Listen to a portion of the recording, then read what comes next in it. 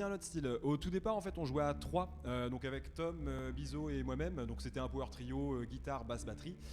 Sur nos débuts, on sortait du lycée, on était un petit peu hargneux, donc on faisait plus du rock bien énervé, voire même hard rock sur certaines choses, voire même punk sur certaines choses. Hein, vous me direz les gars si je me trompe.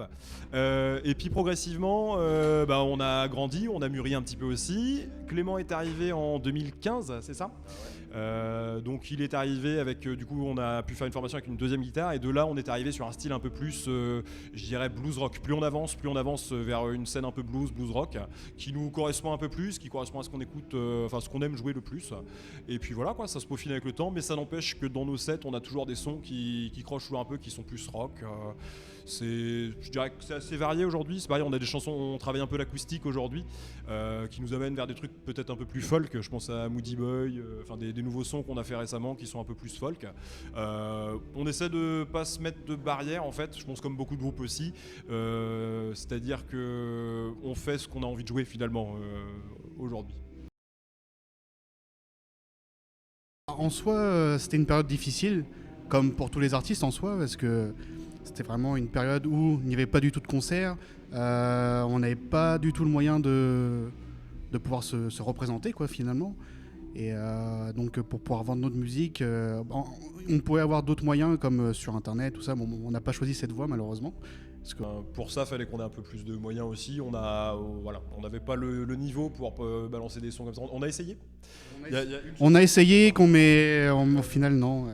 Le jeu à distance, c'est pas quelque chose qui nous ressemble en fait. Je pense qu'on s'est pas retrouvé là-dedans aussi parce que on joue de la musique ensemble depuis très très longtemps. Là, c'est de Clément en 2015, donc ça fera une petite dizaine d'années maintenant. Donc on a besoin, je pense, de ce contact tous les quatre pour faire notre musique quoi.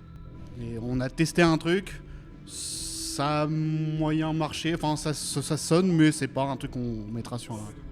C'était pas quelque chose de forcément fort. Ouais. Non, mais par contre, pendant ce confinement, on s'est un petit peu vu et on a profité pour vraiment composer un maximum, pour faire un maximum de choses entre nous, de se retrouver, puisque finalement, on a été éloignés, mine de rien, un sacré bout de temps.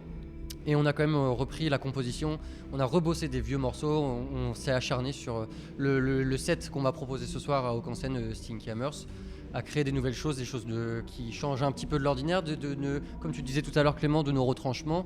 Voilà. On a rejoué une ou deux fois, les dernières dates, on a fait la fête de la musique l'année dernière, In Extremis, en rattrapage parce que c'était toujours un peu compliqué. Là, on reprend un petit peu, on a quelques dates de prévues et c'est vrai que moi personnellement, mais c'est peu importe où on joue là en ce moment, c'est un vrai plaisir. Ouais. Parce que c'est vrai qu'on a été coupé pendant 2 ans à annuler des festoches qu'on avait failli faire, des choses comme ça, reporter à chaque fois. Le contexte était très morose en fait. Et là aujourd'hui, sur scène tout à l'heure, j'ai qu'une chose à faire, c'est de m'éclater et puis de profiter du moment. Parce que c'est vrai que ça fait un paquet de temps qu'on l'a pas fait quoi. Dites-nous tout. On pense à beaucoup de choses. Il y a plein de terrains sur lesquels on aimerait bien s'aventurer. Maintenant, la musique n'est pas notre activité principale, donc c'est toujours compliqué de se retrouver. On essaie de maintenir un rythme quand même. Malgré tout, faut du temps pour mettre les projets en place. Dans ce qu'on peut prévoir, et voilà, ça, c'est quelque chose qui je pense va arriver, il y a l'enregistrement d'un album qui va arriver là peut-être d'ici la fin d'année. C'est quasiment sûr et certain, parce qu'en fait, du coup, pendant la période dont on parlait tout à l'heure, on a quand même composé pas mal de chansons. On a largement de quoi tenir sur un album qui sortira. Ouais, je pense. Donc on a de la matière pour sortir un album en fin d'année. Pour sortir en fin d'année, il faut comment pour enregistrer en fin d'année et viser une sortie horizon 2023 quoi. Printemps 2023 on aura de la nouveauté. Après, d'un autre côté, on a pas mal réfléchi sur proposer des méthodes alternatives, toujours par rapport au Covid. Là, il y a un projet dont on parle depuis un moment qui se fera peut-être à un moment aussi, c'est de balancer des vidéos acoustiques. Donc de proposer de se mettre dans des spots, ça se fait beaucoup maintenant, des spots sympas, de prendre un petit peu de son et de faire de balancer des chansons un peu neuves en acoustique. Des petites live sessions comme ça. C'est ça, live session, c'est le principe. Ça me fait penser à un groupe, les Breaky Boxes, qui sont aussi un petit peu dans votre mouvance, qui avait enregistré tout un album en live session en une prise. Ouais. Est-ce que c'est le genre de truc qui pourrait vous intéresser ? On est dans cette mouvance-là, effectivement, c'est quelque chose qui pourrait nous intéresser. Après, c'est à peaufiner parce que c'est du boulot quand même. Logistiquement, c'est une merde. On s'entend bien. On s'imagine bien, mais c'est vrai que c'est un projet qui nous branche bien. Puis toujours dans cette idée que quand on joue de la musique, on est vraiment solidaire, j'ai envie de dire, et on fait de la musique, on aime faire de la musique live en fait. Quand on est en studio, là les prochains trucs qu'on va enregistrer, on s'est à peu près mis d'accord, on veut pas faire forcément du piste par piste, on aime bien s'enregistrer ensemble, parce que quand on joue, on est ensemble et il n'y a pas la même alchimie en fait quand on joue tous d'un seul coup plutôt qu'à côté, quoi. Ce qu'il faut savoir, c'est qu'on écoute toujours beaucoup de musique, hein. On est assez à l'affût de ça, dans des styles absolument différents et variés. Bizo à côté de nous a un projet électro qui marche très très fort, mais là on est sur de la musique électronique à 1000 lieues de ce qu'on va proposer ce soir. Mais ça n'empêche que Pépé, il aime bien quand même ce qu'on va jouer ce soir et tout ça. Non, au niveau des, je sais pas, un artiste du moment. Ou des confrères ou des copains. Ah, ou des confrères. Vous avez le droit de citer les copains. Ah, j'y pensais aussi. Orangietti. On a pas mal partagé la scène avec Orangietti, effectivement. C'est des amis aujourd'hui. Alors ils sont à vrai, on les pardonnera pour ça, mais.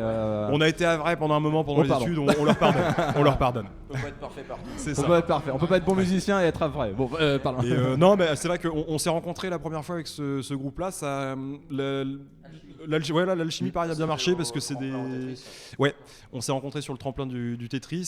C'est un groupe avec lequel on a tout de suite sympathisé parce que je pense qu'en fait c'est des mecs qui voient un peu la musique comme nous, à un niveau un poil au-dessus parce que les gars sont, je pense, plus investis et ont pris plus de temps aussi pour développer leur projet. Peut-être un peu plus aboutie, mais ça n'empêche que quand on se retrouve, c'est des copains et on s'éclate bien ensemble. Musicalement, on n'a jamais rien fait ensemble, mais je pense qu'il y aurait moyen qu'on fasse des choses parce que ils ont leur style, mais voilà, on se retrouve sur des influences, sur des artistes et tout ça. Donc les Yeti, c'est vrai que c'est des amis de longue date et on n'hésite jamais à, si on a une bonne date, un bon concert à leur proposer, à les inviter du côté de Dieppe, et eux pareil nous renvoient l'appareil quand ils sont sur le Havre. On essaie de faire un échange comme ça et c'est ce qu'il faut parce que ça nous permet de faire des dates plus souvent, quoi. Alors il y a machin dans. Non, en vrai, la scène diepoise, en soi, elle tourne. Comparé à une année, je trouve qu'elle tourne plutôt bien. Et ça reprend du volume aussi. Oui, comparé vraiment à une certaine année où c'était, j'ai envie de dire, presque mort. Et non, en ce moment, je trouve qu'il y a beaucoup de bars qui réouvrent, qui proposent des concerts. Les jeudis du quai aussi. Oui, voilà, par exemple à Dieppe, les jeudis du quai qui permettent de proposer des concerts. Le quai, sur le quai. C'est ça Ouais, c'est ça. Ouais, Comme voilà. à Rouen, le même principe que des terrasses du jeudi, voilà, c'est pareil. Sauf que là, du coup, c'est sur les quais à Dieppe. C'est à Dieppe. Il y a le soleil, il y a le bar. Voilà, exactement. Et non, comparé à... Ouais, je vais me répéter, mais comparé vraiment à plusieurs années où c'était vraiment mort, là, en ce moment, ça reprend. Comme, par exemple, on disait tout à l'heure, on a beaucoup de dates là, qui arrivent, par exemple, au mois de juin, au mois d'août. Donc voilà, non, je trouve que la scène diepoise en ce moment, je sais pas si je me trompe. Et le festival au Cansen en fait partie aussi. Ouais, voilà, exactement. Coup, là, on est sur une ouverture de saison. Pour si vous écoutez ce podcast un petit peu plus tard, on est là actuellement le 7 mai. On est en début de saison des festoches, mais il y a d'autres choses de prévues. Ouais, je voulais juste rebondir sur ça parce que Jean-Christophe, l'organisateur du festival, nous a proposé de jouer avec Orangietti. Donc hop, double mise. Je crois que c'était en septembre ou octobre. On a joué à 3 km d'ici, à Gouche-au-Pré. Et c'était un petit festival très très sympa, un peu marché nocturne. Et vraiment, on voit bien que les gens commencent à faire des efforts par rapport à la culture chez nous. Et que ce soit les bars ou même les associations, ça marche de mieux en mieux. Et après, il y a toujours forcément un effort à faire. C'est une petite ville. On n'est pas comme sur Rouen, sur le Havre ou plus grand. Et mine de rien, il y a quand même pas mal de groupes sur Dieppe. Il y a certains groupes avec un très bon niveau. Et puis ça avance de mieux en mieux. Enfin, on va vers une amélioration. Pour compléter un peu ce que Tom vient de dire, effectivement, on sent qu'il y a un essor qui repart. Il y a des mecs qui ont des idées, qui aiment bien la musique et qui veulent se œuvrer pour la musique, donc comme Jean-Christophe pour le Cansen. Mais il y a aussi Atman Productions avec qui on travaille pas mal, avec qui on a pas mal bossé. Ce que je voulais dire par contre, c'était en fait, c'est souvent des petits, c'est des personnes, c'est des assos, c'est des choses comme ça, et c'est très parsemé en fait, qui sont pas souvent soutenus par les villes et tout ça, et c'est dommage parce qu'en fait, l'enrichissement culturel il serait là, quoi. Y a des mecs qui se donnent corps et âme, mais t'as des festoches qui vont commencer et se avorter dans l'œuf parce qu'il n'y a pas de soutien derrière, quoi. Ils peuvent pas gonfler parce qu'en fait on reste à l'échelle d'une asso, ce genre de choses. Et ça, je pense que c'est le bémol de notre région en fait, sur la région diepoise je parle, c'est que il y a des beaux projets, il y a des choses qui marchent très très bien, mais dans la pérennité en fait ça a du mal à accrocher parce que c'est pas suivi, quoi. En fait, c'est souvent des festivals qui font une seule édition et ensuite après ils disparaissent parce que des one shot parce que la caisse, voilà, la parce qu'ils trésorerie, ont elle a plus, pas les moyens, ils sont pas soutenus par leur ville, etc.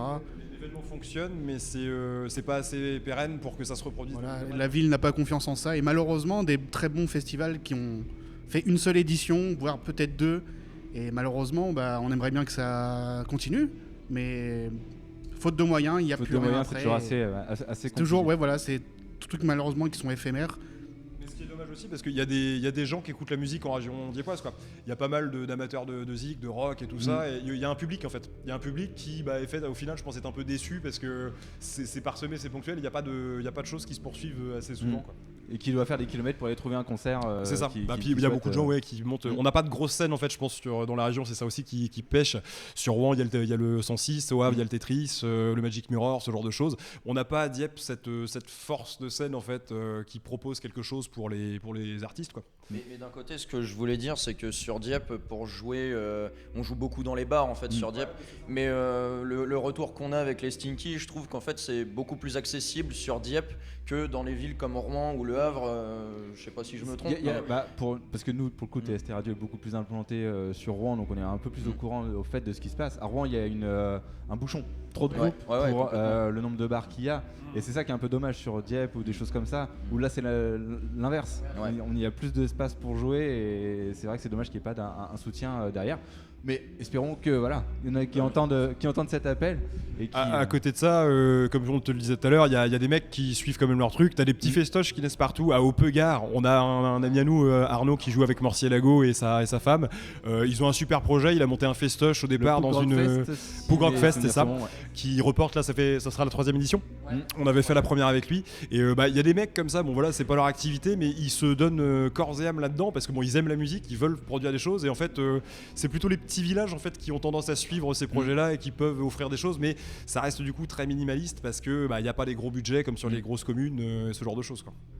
Merci en tout cas les gars d'avoir Merci parlé à toi, de votre projet et puis d'avoir parlé aussi de cette vision de la scène diepoise. C'est aussi intéressant d'avoir des visions et des gens qui nous parlent de comment ça se passe la musique sur des lieux où il y a en effet, comme tu disais tout à l'heure, il n'y a pas de 106, il n'y a pas de Tetris ou des choses comme ça. Et voilà, juste prouver qu'en fait à Dieppe il y a de quoi écouter et que justement faut pas hésiter à développer ça. Merci les gars. Merci à toi. Merci à toi, salut.